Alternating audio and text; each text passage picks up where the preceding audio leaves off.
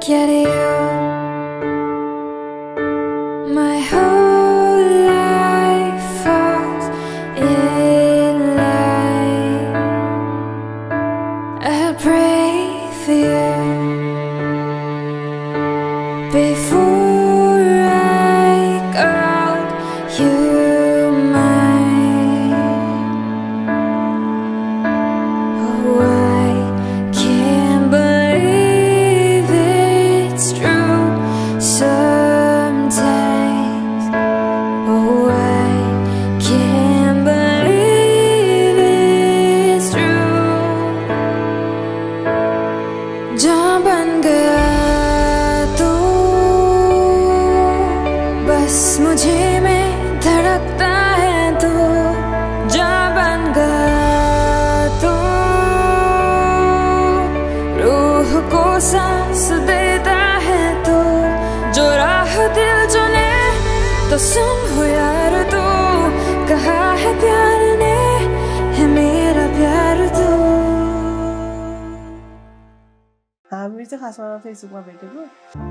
Mutual फ्रेन्डहरू पनि थिएन होला सायद हाम्रो है। अनि त्यसपछि हामी चाहिँ कन्टिन्यू आई थिङ्क 3 or 4 इयर्ससम्म चाहिँ यत्तिकै फ्रेन्ड मात्रै क्या, जस्ट फ्रेन्ड अब त्यो टाइममा होइन। अनि जस्ट के हुन्थ्यो, हाई हेलो केही हुँदैन थियो।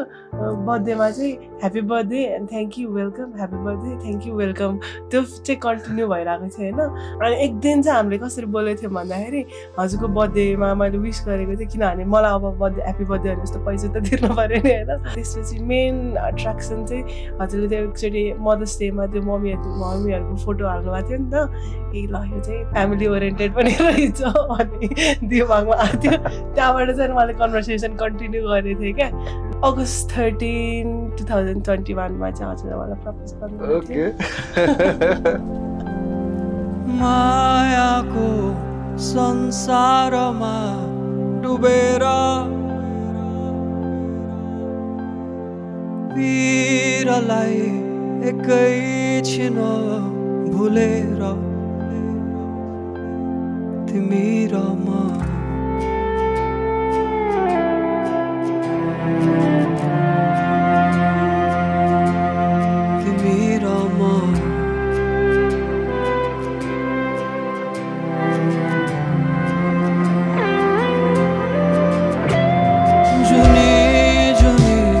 यसै गरी काटौँला मनैभित्र माया लुकाई बाँचौँला माया हुन्न र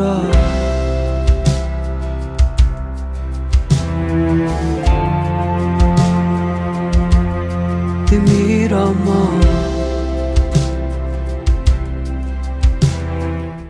हाम्रो फर्स्ट भेट भनेको एयरपोर्टमा भएको थियो May 27, 2022मा। नेपाल आएँ म त्यसपछि। मेरो हजुरमम्मी एकदम बिमारी हुनुहुन्थ्यो। अनि हजुरमम्मी बिमारी भएको कारण चाहिँ अब धेरै कल गर्दिनँ म घरमा, कहिलेकाहीँ कल गर्छु। अनि कल गर्दाखेरि चाहिँ हजुरमम्मी बिमारी भन्ने त थाहा थियो। एकचोटि ड्याडीले फोन गरेर देखाइदिनु भयो, यस्तो फोन गरिरहनु भएको रहेछ, पोलिससँगै हुनुहुँदो रहेछ हजुरमम्मी। अनि फोन यस्तो देखाउँदा त हजुरमम्मी त बोल्नै नसक्ने हुनुभएछ। त्यही म जेनरल म्यानेजर भएर गएर अनि ल म चाहिँ जब गर्नु सक्दिनँ, मेरो चाहिँ घरमा यस्तो भएछ, नेपाल जानु पऱ्यो भनेको। उसले के भन्यो भने फ्यामिली फर्स्ट भनेर अनि नेपाल आएर हजुरमम्मीलाई हेरेँ, यताउति गरेँ। अनि उसको थोरै सामानहरू थियो अनि म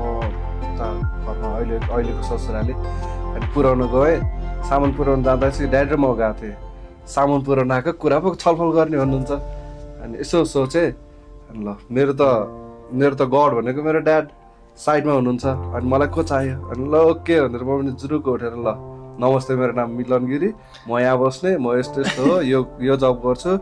होइन, यस्तो यस्तो हो, हजुरको छोरीसँग मेरो यति वर्षको रिलेसन हो, यसरी बसिरहेछौँ। अनि मलाई हजुरको छोरी एकदमै मन पर्यो होला, हजुरको जति माया दिनु नसक्ला तर केही पनि कमी छोड्दिनँ, अब हजुरहरूको जे सल्लाह हुन्छ त्यही अनुसार जान्छु भनेर। उसको ममले के भन्नुभयो भने ल मलाई बाबु एकदम मन पर्यो, मारे पाले पनि आजदेखि हजुरको ढुक्क भएर घर फर्के। अनि मलाई चाहिँ ड्याडीले फोन गर्नु भएको थियो क्या, ल यस्तो यस्तो कुरा भयो, छोरी के छ त भन्नुभयो। मनमा त हुन्छ नि डर हुन्छ किनभने फर्स्ट टाइम देखेको मान्छे मलाई एडजस्ट गर्न त हामीलाई एडजस्ट गर्न त फुल्ली 1 इयर त लागेको थियो एकअर्कालाई स्टिल पनि होइन अनि एकदमै गाह्रो भएको थियो अनि त्यसपछि चाहिँ हामी चाहिँ सेपरेटली बस्न थाल्यौँ भाइ बहिनीबाट सेपरेटली हामी चाहिँ छुट्टै बस्न थाल्यौँ अनि त्यसपछि झन् धेरै गाह्रो भयो क्या अब किनभने जस्ट हामी दुईजना मात्रै भइसकेपछि त झनै गाह्रो क्या अब व्यवहारिक कुरामा घरको कुरामा अब आफ्नो personal life family life balance गर्न कति गाह्रो भएको थियो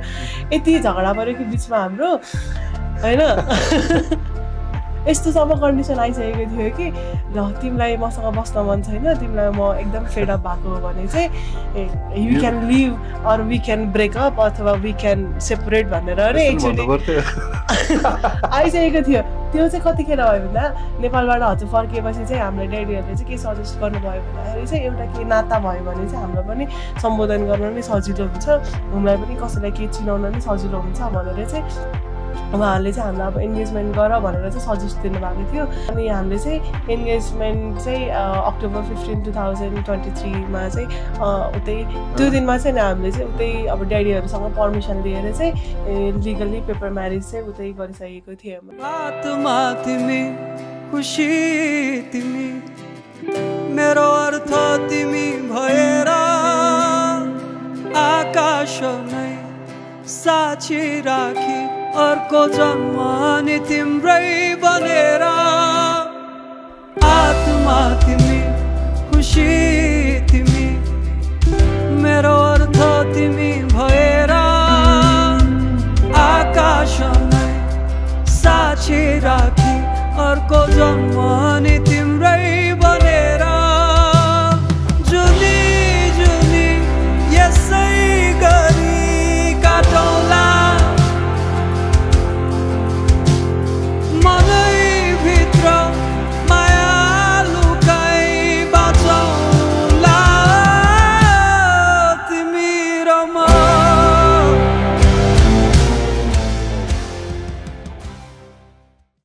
दुईजना बिच यति धेरै मिसअन्डरस्ट्यान्डिङ क्रिएट हुने कि अब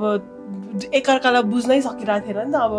एकदम स्ट्रेन्ज फिल भइरहेको थियो के भइरहेको थियो होइन अब कामको फ्रस्ट्रेसन हुन्छ एन्जाइटी एकदम धेरै कुरा वर्क लाइफ ब्यालेन्स गर्दाखेरि चाहिँ गाह्रो थियो दुईजनालाई नै अनि हाम्रो चाहिँ नराम्रोसँग झगडा पऱ्यो त कति छ अनि त्यति बेलामा चाहिँ रातभरिसम्म रुने घरै छोडेर हिँड्दिने अनि त्यसपछि घर छोडेर ल म गएँ भनेर 3 बजे नै गाडी लिएर हिँड्दिने अनि त्यसपछि रुने कराउने सबै अनि 1 हप्तासम्म त हामी एकचोटि त बोल्दै नबोलेको रेकर्ड पनि छ क्या अब कस्तो भन्दाखेरि माया चाहिँ छ होइन अनि केही चाहियो भने चाहिँ अब केही खोजिरहनु भएको छ भने चाहिँ अगाडि ल्याएर राखिदिने तर नबोल्ने केटा मान्छेहरू चाहिँ हामी चाहिँ धेरै सोच्दैनौँ क्या हामी चाहिँ जेसुकै होस् भन्ने खालको नेचरको हुन्छौँ अनि अब एउटा कुरा यहाँ झगडा पऱ्यो नि जेसुकै गरोस् टाइपको हुन्छौँ नि त अनि हामी बाहिर गइन्छौँ अनि लेडिजहरू चाहिँ कस्तो हुँदो रहेछ मैले चाहिँ गुगल सर्च पुरा गरेँ के हो कसो हो भनेर मलाई चाहिँ नेचर थाहा थिएन त्यति धेरै अनि गुगल सर्चमा चाहिँ के भयो भने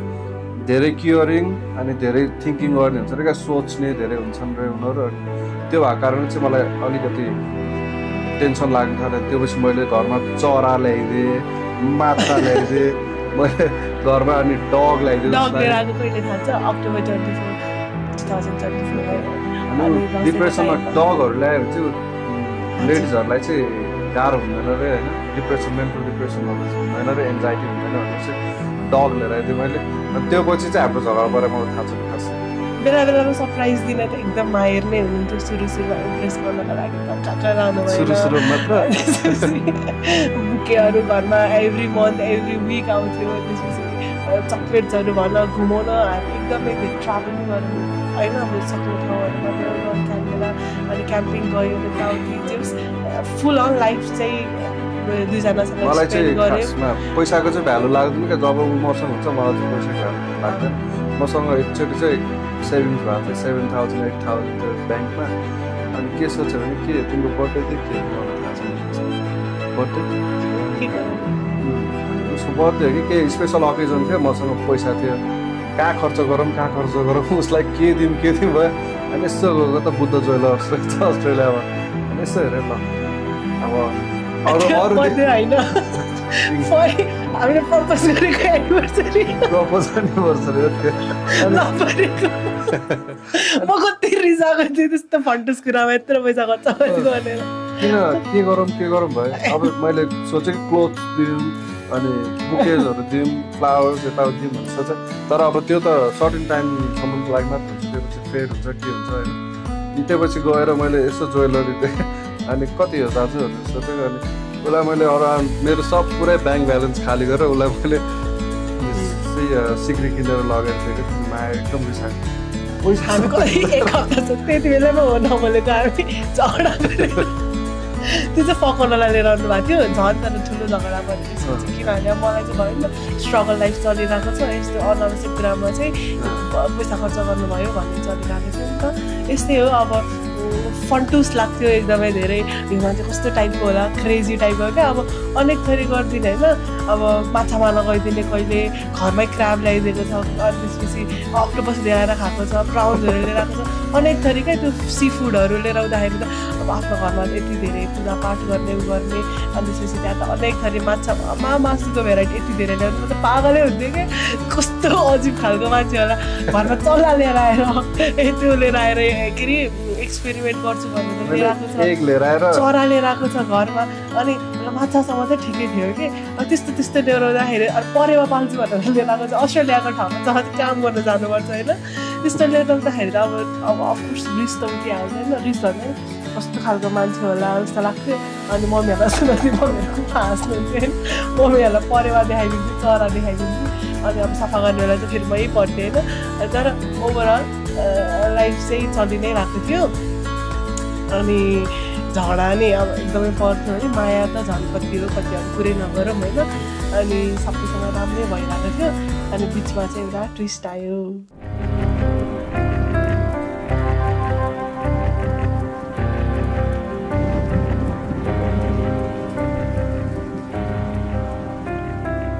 मायाको संसारमा डुबेर पिरलाई एकैछिन भुलेर तिमी र म मेरो चिनाहरू आउँदाखेरि चाहिँ के निक्ल्यो भने फेरि यो वर्ष बिहे गरेन भने मेरो त 40 वर्ष म 40 वर्ष नपुग्नुन्जेल चाहिँ फेरि लगनै छैन क्या फेरि कस्तो अनि सबै एरेन्ज भयो नेपाल आयो अनि हाम्रो बिहेमा चाहिँ फ्यामिलीले चाहिँ एकदम धेरै सपोर्ट गर्नुभयो अनि मेरो हेल्थ कन्डिसन थाहा भएर पनि झन् धेरै मैले चाहिँ प्याम्परिङ पाएँ होइन यताबाट उताबाट नयाँ बुहारी भएर पनि मैले घरमा अहिलेसम्म केही गर्नु परेन किन भन्दाखेरि मम्मी चाहिँ एकदम कन्सर्न हुनुहुन्छ उहाँ उतापट्टिको मम्मी पनि किनभने अब मैले केही गर्न सक्दिनँ भनेर मैले चाहिँ मम्मीलाई पहिले एक्सप्लेन गरेको थिएँ अनि त्यस्तै नै हुन्छ होइन अब प्रियस फेस त सबैलाई थाहा छ अनि त्यसपछि दिदीहरू भाइहरू सबैजना एकदमै खुसी कि मलाई त बिदाईको बेलामा पनि रुन दिनु भएन मम्मीहरू नाच्दै पठाउनु भयो किनभने सबैजना चाहिँ एकदमै धेरै ह्याप्पी हुनुहुन्थ्यो हाम्रो बिहे भयो अब हुँदैन होला भनेको तर लास्टमा बिहे भइ छाड्यो खुसी भयो ल अनि अब यसरी नै भयो अब त झन् लाइफ अब झन् इन्ट्रेस्टिङ कम्प्लिकेटेड एकदम ह्याप्पी अब आउँदैछ अझै हुँदैछ अब के हुन्छ होइन अब गएपछि त हुन्छ अब त झन् लाइफ टर्निङ ट्विस्टहरू के आइरहेको छ बट जे भयो एट द एन्ड एकदमै राम्रो भयो एकदमै रमाइलो थियो अब झन् धेरै खुसीको दिनहरू आउँदैछ झन् धेरै रमाइलोको दिनहरू आउँदैछ भगवानले यसै गरी कृपा गरिराख्नुहुन्छ होला